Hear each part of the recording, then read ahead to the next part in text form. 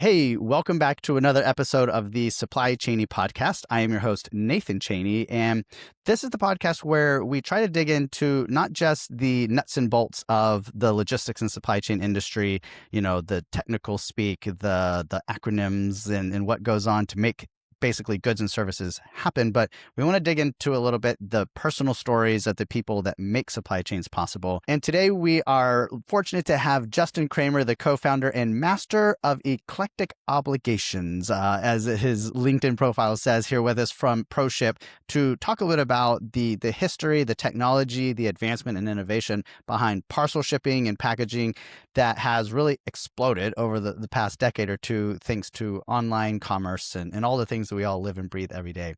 Justin, could you take a couple of minutes to introduce folks to yourself and what you're all about? Sure. Yeah. Justin Cramer. I helped co-found ProShip about 26 years ago.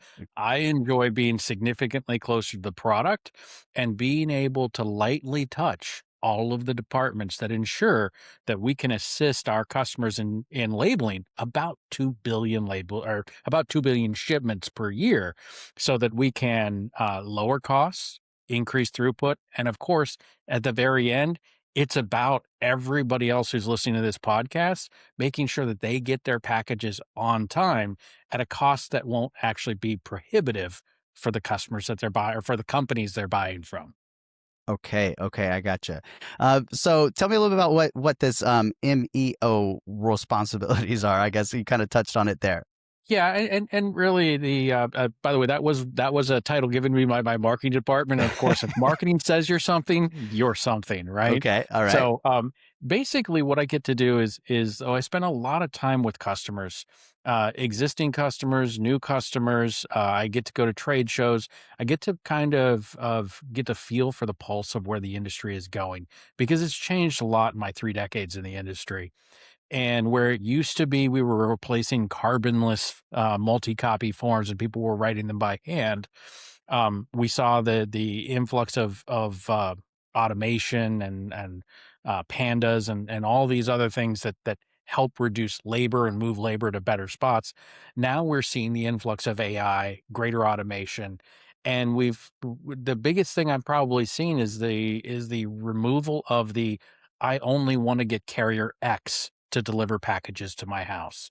Because Okay. back in the early 2000s, that's what it was. I didn't like those purple guys. I only want the people in the brown trucks. I only want the Yeah. blue trucks, so on and so forth to show up at my house. And now we don't even know who's showing up, right? You open your door I and there's been 5 different boxes from 5 different carriers. yeah. So understanding and getting a feel for what's going on, getting a feel for where the software stack inside our customers sit, because that's changed a lot as well. When we first started, there was a lot of I-series, mainframes, things of that nature. Now, many of our customers don't even own their computers. Everything is connected, internet provided SaaS products that you stitch together, and IT doesn't own any of it. So it becomes a very, very interesting and unique. And the reality is that I find very few customers that are all one or the other, all on-prem or all in the cloud. Hmm. What you usually have is this unique set of hybridization that requires a measured approach to fitting your product in with the rest of their products. Okay. All right. All right. I'm looking forward to unpacking that a little bit more. But before we do, I actually want to learn a little bit more about you, Justin, the human and the person. Tell me a little bit about growing up, what you were like, family dynamics, first jobs, what you thought you wanted to be when you grow up, those sort of things. Sheesh.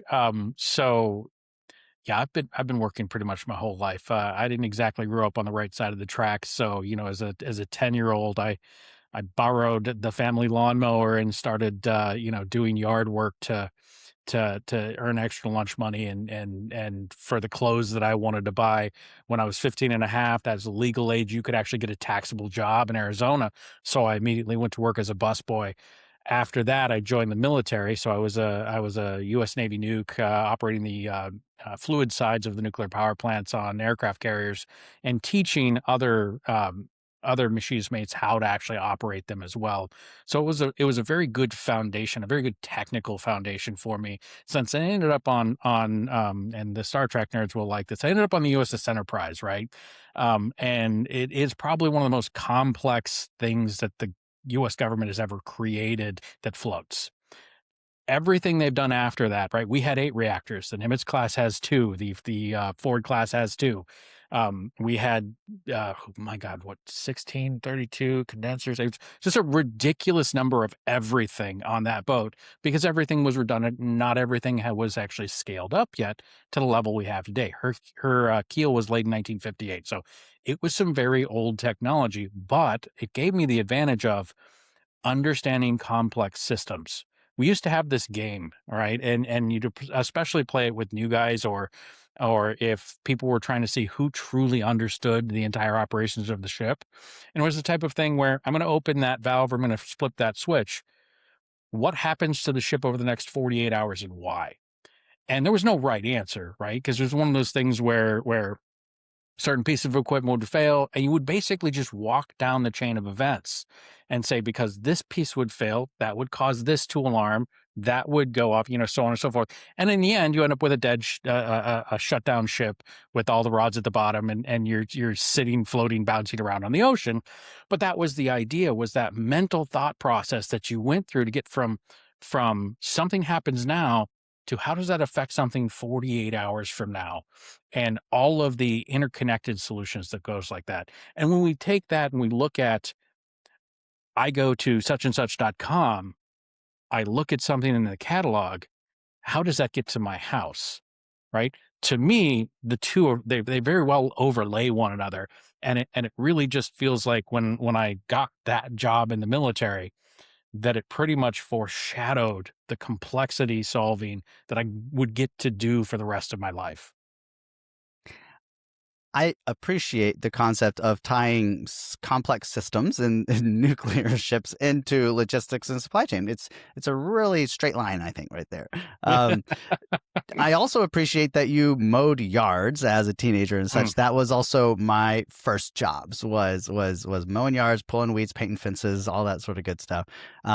And I feel like there's a certain amount of grit that you get from just getting your hands dirty and having mhm, hands-on work that later on I think you also appreciate as well. And you understand the value of time and people's just manual effort it takes to make logistics and supply chain work. mhm. Having had a little bit of sweat and probably gotten sunburned a couple of times. So I'm curious, when you were going through those teenage years, were you kind of always thinking you were going to be on this track to go into the military, or was there some Hmm. options that you had? No, I'll be honest with you. My entire goal in life was to get a degree in chemistry and go into plasma weapons at the time. I was working on magnetics as a hobby. I was working on waveguides. I was working on all of these things because I found them very interesting. I found the physics of it absolutely interesting, right? And it allowed me to understand what I now know as small things attention, right? When you start to look at how do these two chemicals interact with one another? You're not looking at big pictures. You're looking at the little picture.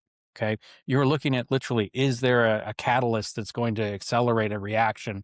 Is there a B field that's going to interrupt this electron field, things of that nature. But then you have to zoom back out, right? You have to zoom back out and understand how that's going to affect the entire system, right? And so when we look at this from a logistics standpoint, you need to be very careful in how you round every penny when you're calculating a 200-piece shipment, right? Because where the rounding occurs may throw things off by several cents per package. When you have a 200-piece shipment, now all of a sudden you're several dollars off. Okay. And well, CFOs really care about that, right? So you have to have that small things attention with that ability to zoom back out, to take your eye away from the microscope and switch to a telescope, if you will, or whatever the opposite of that would be, right? To basically zoom out, see the whole entire world, and understand why when that catalyst gets put in place. right? Why the butterfly flapping its wings and a tornado occurs in on the other side of the world, right? That ability to zoom in and out is really important. And I think one of the things that I got lucky with was a desire to understand the small so I could build up to the global. I like it. Man, I had a conversation recently with a leader of a manufacturing company, and it was, they had hair products, they had chemicals, they had Mhm. a wide range of brands and stuff. And I was really impressed with his ability to be like, for a moment, he started talking about the R&D department on scents and the odor and fragrance line, and Mhm. was talking about the science in there a little bit. And I was like, whoa, I'm here to talk about the supply chain side of things. And it was really impressive to see that you have to have, if you're good at what you do, that ability to know and pay attention to the fine details of things, but also be able to zoom out. And it's really cool to hear from your perspective, kind of equating that to, kind of nuclear reactors and stuff on ships is a really fun mental image to draw. I'm curious, after your time there on the USS Enterprise, kind of what came next after that? That then I moved into software. I actually started with what's known as a tag out lockout system. So many of your listeners are when they go into the warehouse, they'll have the lock grids and all that, and they'll understand that. In the Navy, we don't actually use those locks because we if we absolutely have to, you have to be able to turn that valve, move that switch, pull that lever, and you will pay the consequences later if you are wrong, right? But the that concept is what actually got me into looking at databases, understanding software engineering, and probably more importantly, communicating that information to other people. Because I was actually going up and down the East Coast, going from naval base to naval base, actually teaching the tag out lockout software on various ships, submarines, and ships of various sizes in order to ensure that the important part uh, that automation of what could be something that took days and days. As a matter of fact, on the USS Enterprise, when we did our tagout audits every week, we would start Saturday night at midnight in hopes that we could finish before Monday at noon. Okay. So, that's a huge thing. When we were done implementing this software, it was a 4-hour event. Okay.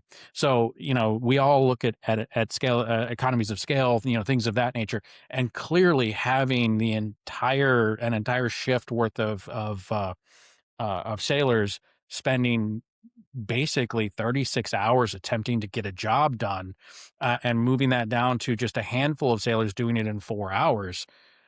Now they're freed up to actually do more maintenance, stand better watches, do more training, all these other things.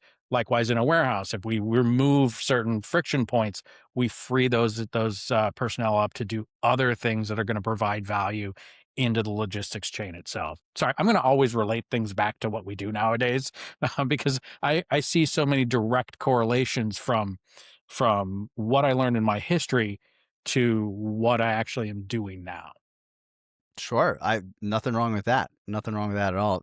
Just the what you just described there with taking something that took 36 hours and putting it into a process like we've done it for, to allow folks to have more time to do more human centric strategic type work. I feel Hmm. like we've been talking about something like that a lot lately. Maybe Yep. that AI conversation. So all right, so you started going into this lockout tagout sort of side of the world and software and implementations, and kind of like what happened after that? Well, at that point in time, I actually I'd stayed friends I stayed friends with a buddy from the Navy, and he had actually come back to the Chicagoland area. And if you don't know, Chicago has a massive logistics area. It has been that way for years, being at the end of not at the end of the Great Lakes, so to speak, but in a good spot on the Great Lakes for a lot of railroads to come from. There used to be a bunch of cattle yards there. So there's a huge infrastructure that dates back centuries, okay, there. And so he's like, hey, I'm working at a logistics software company. Why don't you come out, take what you've learned with all the database stuff and the training and all this other stuff, and come out here. Now, that lasted a few months, and unfortunately, the leadership there is not really highly conducive our way of operating. So we split off with a couple other guys. There's four of us to begin with, and we co-founded what started the ProShip product and eventually became renamed to ProShip as a company.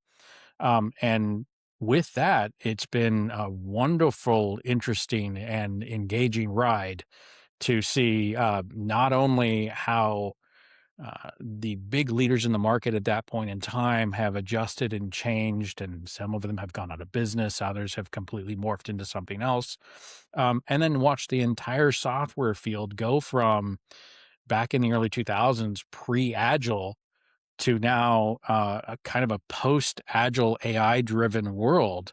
It has been a very interesting because at my core, that's actually what I do, right? I'm a software guy, and so understanding the project management, the architecture, and the orchestration layers that we've been using in the past 3 decades, it has really been fascinating to see how rapidly we have iterated and thrown out ideas, pulled in new ideas, and really had that have direct effect on the consumer experience. All right. In those early days in ProShip, before it was called ProShip, and you sounds like you wore kind of the software hat in the room. What were the other sort of folks that were at the table? Did you have someone from the logistics and kind of shipping world? Was All that a 4 of us co-founder were or? software guys, Okay, okay? okay. That's the thing, so we all had to figure out a management hat, we had to figure out the sales hat, marketing was a complete foreign concept. I mean, honestly, the first couple of years, we believed that, you build a better mousetrap and they will come, right? Yeah. Didn't happen, so there was a lot of hard lessons learned. Um, uh, I embraced the fact that I had had that year worth of training additional folks up and down the East Coast, and actually probably went a little bit deeper into the sales and the at least the sales engineering part of it, right? That ability to say, okay, so ask the appropriate questions to understand how, what is your ERP? Do you have a homegrown WMS? What is your plan over the next few years? How do we position something today that will continue to grow with you over the next many, many years? So it really helped to shape the product because it provided a feedback mechanism as we grew, as we merged with another company that actually had significantly better business and sales sense, right? So we took the 4 engineers and we went to a company that was mostly sales and business, right? So that basically was probably the best move. Understand your weakness and find a way to buy, partner, or build your way out of it. Okay, so that's basically what we did. We partnered our way out of our weakest area. That company also partnered their way out of their weakest area, which was the tech side. So by merging the two companies together, we had all this great tech. We had all of this experienced sales and business focus and project management and all that. And it really was one of the key decisions that took ProShip from a really good niche product to something which could now support some of the largest retailers out there. I want to get into that a little bit more. But before I do, I'm kind of curious, what did the competitive landscape look like in the early days? What Oh, were the options that were out there, and like kind of how did you differentiate back then? Like how were you trying to build that better mousetrap compared to what was there? And then we'll fast forward to how's that today? so I think I can sum a lot of that up in our first two catchphrases. The first catchphrase was for integrators by integrators. And the second catchphrase, which has lasted the longest, which is speed, compliance, and support. The very first one, I mentioned that when we got in the industry, there was still a lot of companies using multi-part carbonless forms, handwriting stuff. Okay, why? Because it was hard to actually connect that I series to a Windows solution to all of these other things that were sitting throughout the IT stack, right? And you'll note that we're very IT centric, right? We started technically, and we continue to have that at the heart of what we do. Um, and so that ability to look into a Mapix or a BPix to pull order information, to go to and I forget some of the earlier WMSs, but go to a WMS to pull inventory information, write all the tracking numbers back, prevent people from having to hand type in. We still use a phrase today called doc tab, right? And what that really was a peel away part of the bottom of the label, which had the cost, the tracking number, so that it would go into the data analysts or the data entry folks, and they would hand type in tracking numbers so that the sales folks and the customer service folks would know. Our job was to get rid of that back in the day, right? To make it so that they didn't have to do that, and they could be those data analysts could be used to actually analyze data rather than data entry, right?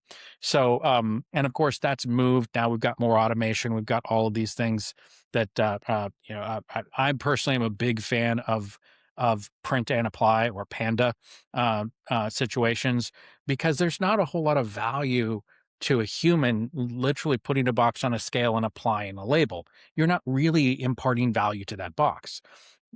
We do see a lot of value in at the end of a pack situation where a human is positioning things, protecting those things, and validating. It taking an extra second to literally pull a label off of a printer and apply it to the top of the box, that there's not a degradation of value there. We're adding to the value process. So those are the two ways we see a lot of labeling happening right now is automated systems after the pack or directly at the end of the pack process where we're not really adding significant time. Okay. So it's interesting to see how all of that starts to come together, and how with what we started with, which is just basically, can I pull the address so nobody has to hand type it? Can I write back the tracking number so nobody has to hand type it? To what we have now, which is orders can be changed all the way to the point where they actually cross that scale, so we can make changes to the very end when we look at that shipment execution, what carriers do we have available now? If somebody's listening to this at 8 o'clock at night, maybe they still have a carrier left today. If they're listening to this at 8 o'clock in the morning, all their carriers are available today. Those type of small things change the decision that should be made when that label is being produced. So it's very interesting to see how we went from just please, let's move the data to let's react to the data this very second. I feel like that's reflective of just the science of logistics that has in that time frame. It wasn't people were not shipping out millions of shipments a day across the Mhm. continents and all that sort of stuff because we just weren't acting at that scale. It was brick and mortar, it was retail. That was like how we got goods to our homes, through our own Mhm. cars. And I feel like you all have probably had a front row seat to the evolution of e-commerce and parcel and package delivery of everything being bought online. And so I would think that you have gotten to ride that wave a little bit over the last Oh, decade or so. absolutely. And the thing that I reflect upon very often is, back when we first started, you would see abandoned goods at brick and mortar, right? So, for example, being raised in Arizona, you see a couple of coats. Okay, having worked out of Chicago and Milwaukee for 25 years, those coats get sold out really quick. But if you've got a coat and sitting in your store in Arizona in by April, it's of no value, right? But now where we saw that brick and mortar shrink, right? Now we see brick and mortar as another inventory source.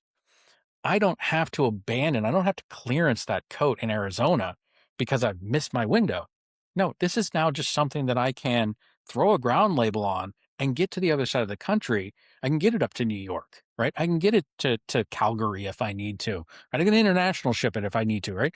But I can use that rather than clearancing that, and I can thereby not only keep a happy customer because they couldn't find a coat in store anymore, but I can also ensure that I get more value for that good that I actually had to purchase and hold. Even though you may have a little bit more cost behind it because you did need to do that repositioning of inventory, I suppose, Mhm, but mhm. better than, the markdown and just getting it out of the door there in Phoenix. Exactly. All right. Let's talk a bit about you had an ideal customer back then. You had a problem you were solving, and you kind of talked about the competitive landscape there at the time. But what does that look like today? In the ProShip that exists today, what is that ideal customer profile? Well, we're still a pretty technical company, and so when shipping is owned by IT, um, we usually find that we do a significantly better job. Don't get me wrong. If it's a logistics owned thing, if there's a dedicated logistics department, we do great with them. We're not finding as many of those. Usually it's just operations in general. But and then the other thing that we've really been uh, gelling with is customers that need help understanding the massive change that we've seen, where back in the day, being multi-carrier meant both UPS and FedEx, right? And now being multi-carrier, there's hundreds of small carriers popping up all around the country. Companies that are looking for not just access, but advice and guidance when it comes to adding these tertiary carriers to their overall mix in order to ensure that they have rationalized their carrier expansion, not just diversified. Okay. Because you can diversify to 7 carriers in the Northeast. That may not be very rational.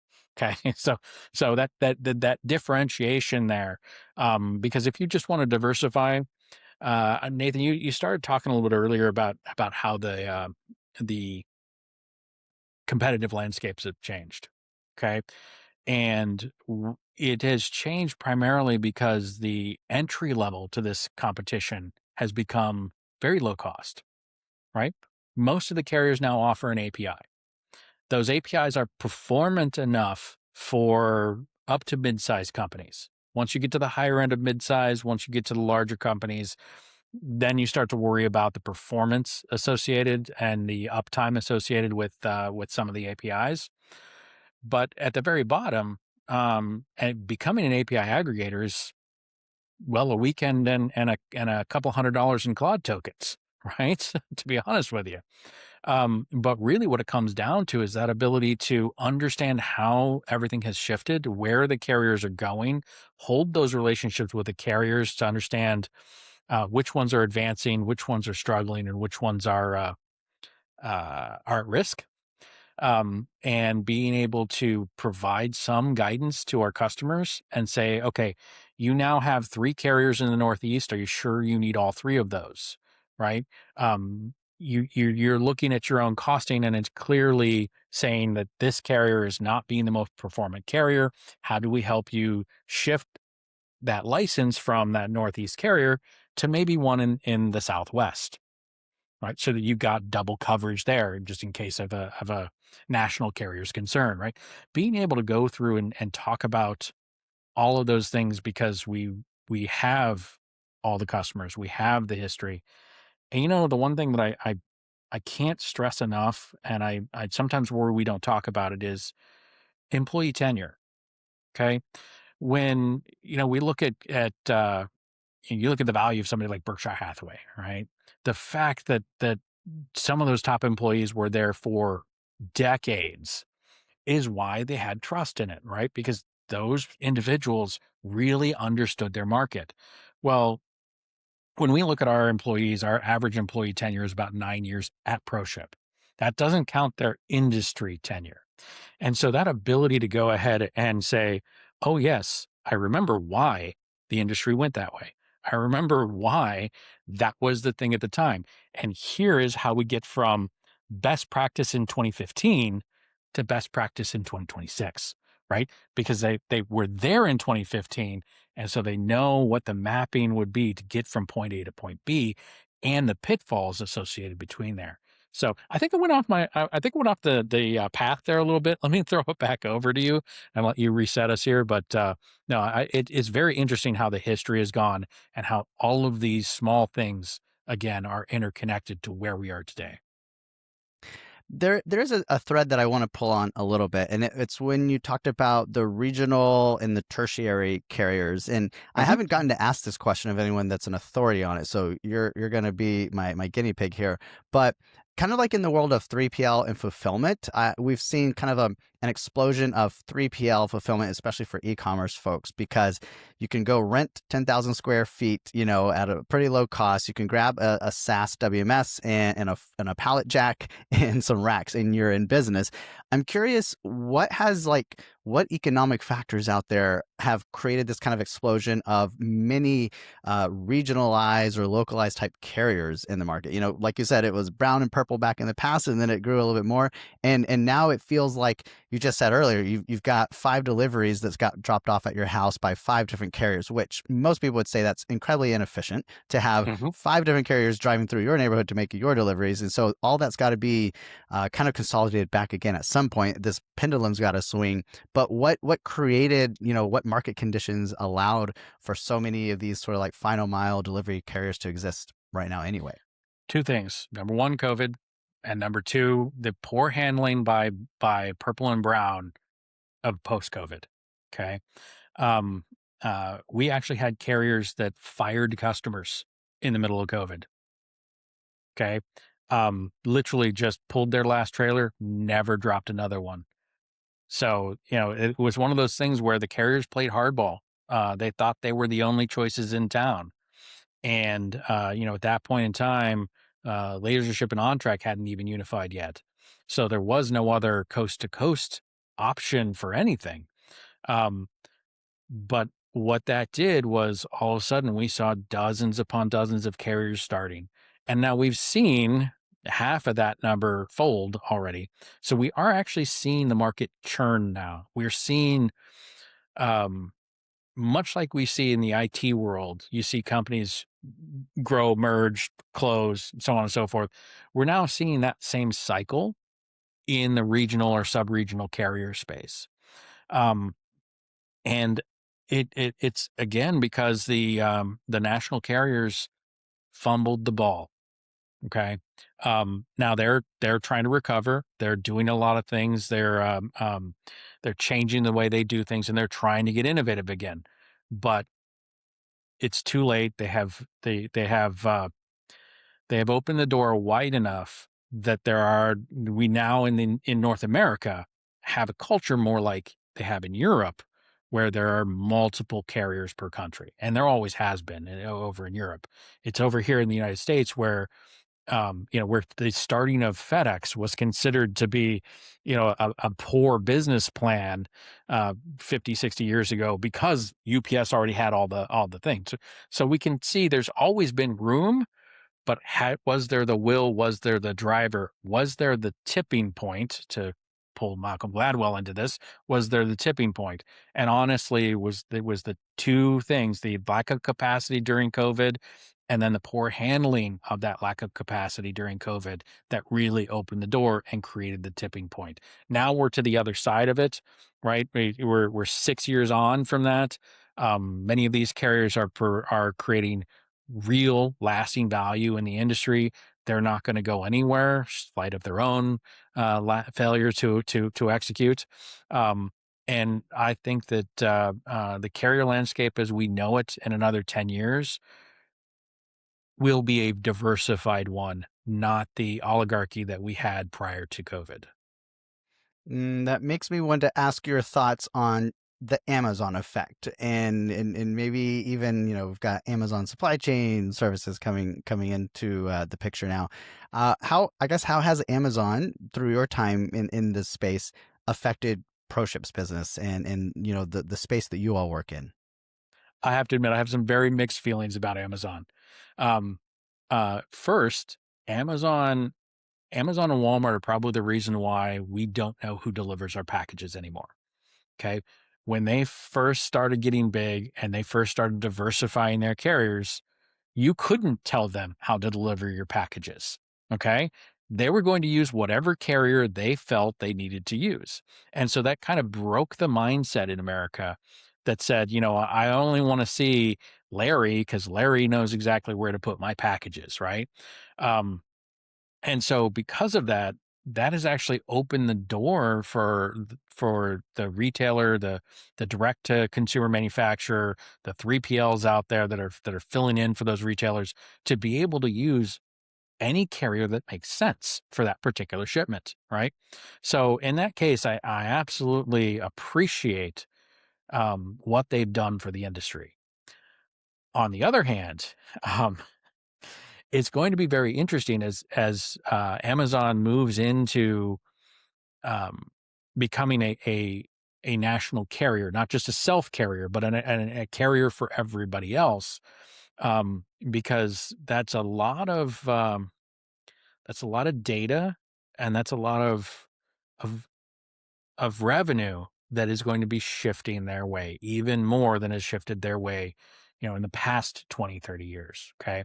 And so I think that it's a very interesting double-edged sword. We have many things to be thankful for, such as the breaking carrier affinity by the customers. Um, but we also have many things to be concerned of because they're, having just started picking up non or shipments that didn't come from their marketplace in the last 2 years. They're already one of the largest carriers in North America. Okay. And they're rapidly becoming one of the largest carriers in the world. So it is one of those things where uh, you definitely do not want to ignore them, but we definitely have to appreciate what they've done for us so far.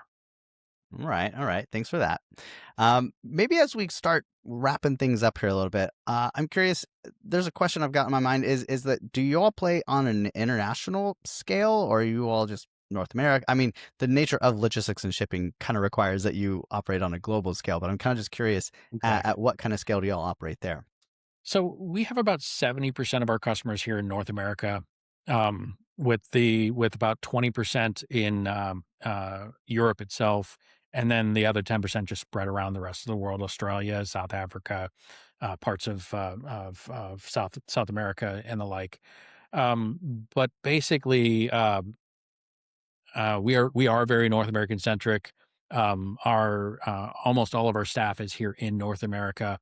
um, it is something that, well, let's face it, the United States still leads the world in global commerce.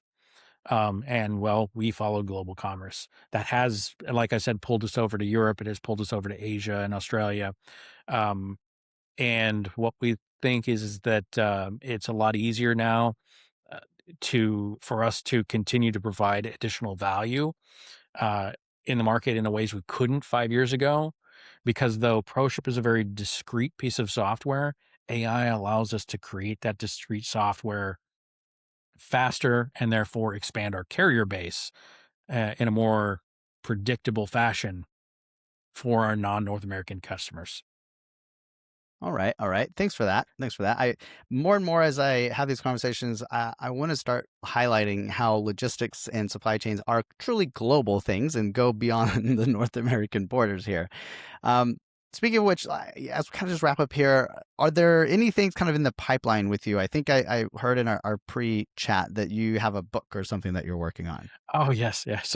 So one of the things